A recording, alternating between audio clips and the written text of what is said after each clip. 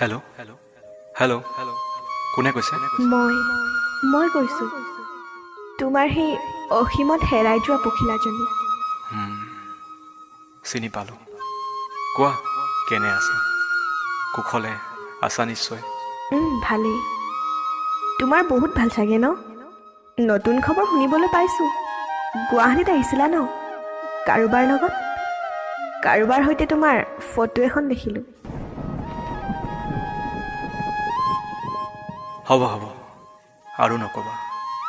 যি কি নহওক, মই ভালে আছোঁ দিয়া। তোমাৰ খবৰ কোৱাচোন? তোমাৰ বিয়া পাইছেহি নেকি? তাকে খবৰ দিবলৈ ফোন কৰিলোঁ। কিন্তু তাৰ আগতে তোমাক কথা এটা কওঁ। তুমি মোক আজি শেষবাৰৰ কাৰণে এটা আবৃত্তি শুনোৱা না।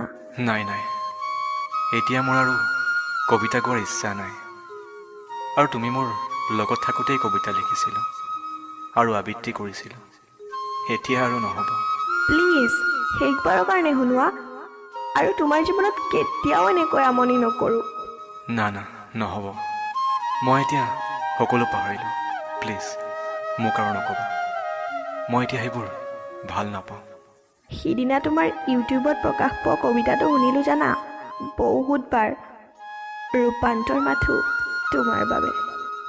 প্লিজ, সেইটো একেলগে এবাৰ আবৃত্তি কৰোঁ আহা না। মই আবৃত্তি কৰিছোঁ, একেলগে আহা না।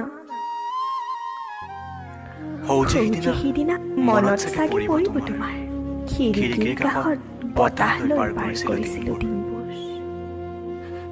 মোৰ বিয়া ঠিক হৈছে জানা তলৈ। হয় নেকি? পিছে দৰাজন ক'ৰ?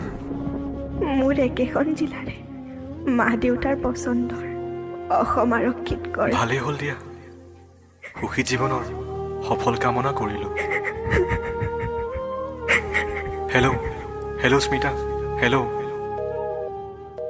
বিষাদ বেদনাই বুকুতে খুলিয়াই জীৱনে কান্দিছে হাই পাই হেৰুৱাই।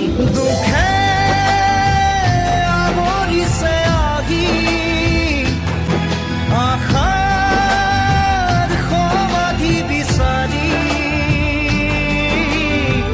দুচকুৰে চকুৰোৱে মনকে বুজাই। ভগৱান ৰচিলা মায়াৰ পৃথিৱী। ভালকৈ থাকিবা। মোৰ লগত কটোৱা সময়ৰ ছবিখন মুচি পেলাবা। মই ৰূপান্তৰ হ'লোঁ তোমাৰ বাবে। মই জানো তুমিও পাৰিবা।